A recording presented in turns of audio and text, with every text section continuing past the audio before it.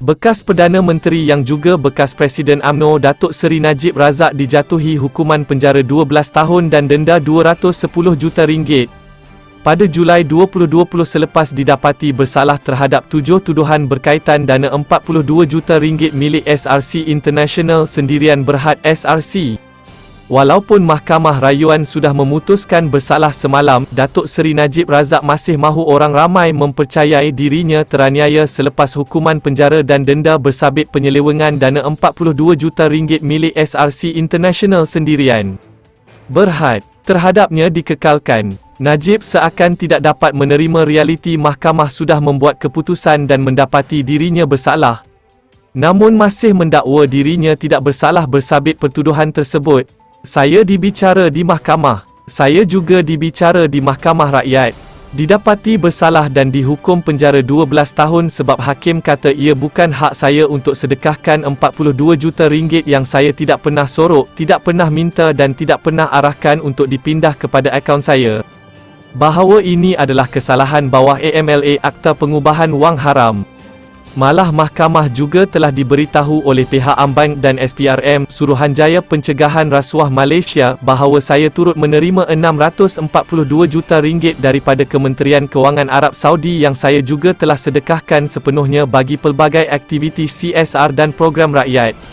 Saya tidak didapati bersalah mencuri RM42 juta untuk kegunaan peribadi saya. Sebaliknya, maklumat dan bukti bahawa keluarga dan proksi individu-individu tertentu yang merupakan saksi kes SRC yang telah didapati menerima sekurang-kurangnya RM65 juta dan RM85 juta untuk disorok dalam akaun Singapura tidak pula pernah didakwa dan diberikan peluang kepada saya untuk digunakan sebagai bukti baharu bagi pembelaan kes saya, katanya dalam catatan di Facebook beliau hari ini. Najib cuba mengekalkan naratif cerita tidak tahu yang diulanginya berkali-kali dalam perbicaraan mahkamah sebelum ini. Malah, semalam juga Najib membuat sumpah sama dengan mengulangi tidak tahu berhubung wang yang dimasukkan ke dalam akaun peribadinya. Bagaimanapun, perkara penting yang dibangkitkan pihak pendakwa raya adalah Najib tidak membuat aduan atau melaporkan kepada pihak bank berhubung wang tersebut yang dimasukkan ke dalam akaunnya. Sebaliknya membelanjakan wang tersebut. Selain itu, Najib juga sekali lagi bersumpah dalam Facebooknya hari ini selepas membuat tindakan sama semalam, menegaskan dirinya dianiaya. Saya mungkin tidak mempunyai kebebasan untuk mengulas lebih lanjut di sini mengenai proses mahkamah. Tetapi saya katakan di sini bahawa sehingga hari ini, saya sentiasa menegaskan bahawa saya tidak bersalah dan telah dianiaya. Saya akan terus membela diri dan menegakkan kebenaran di mahkamah dunia. Peringkat rayuan seterusnya adalah Mahkamah Persekutuan dan saya percaya akan mendapat keadilan. Sebagai seorang yang beragama Islam, saya nyatakan atas nama Allah, wallahi, wabillahi, watallahi bahawa saya tidak minta dan saya tidak pernah mengarahkan sesiapa untuk memindahkan dana RM42 juta itu.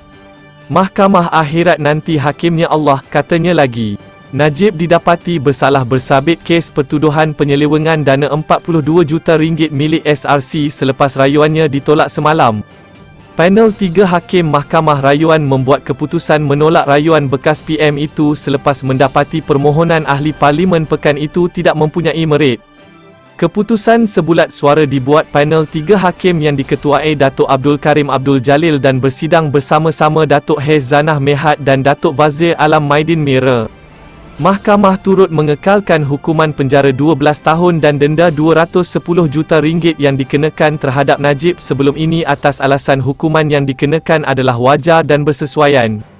7 pertuduhan yang dikenakan terhadap Najib membabitkan 3 pertuduhan pecah amanah jenayah, 3 pertuduhan pengubahan wang haram dan 1 pertuduhan menyalahgunakan kuasa melibatkan dana syarikat itu. Dalam penghakiman yang dibacakan, mahkamah antara lain menyatakan keputusan Hakim Mahkamah Tinggi, Muhammad Nazlan Muhammad Ghazali adalah selamat dan tidak perlu diubah. Terima kasih kerana menonton, subscribe dan jumpa di isu seterusnya.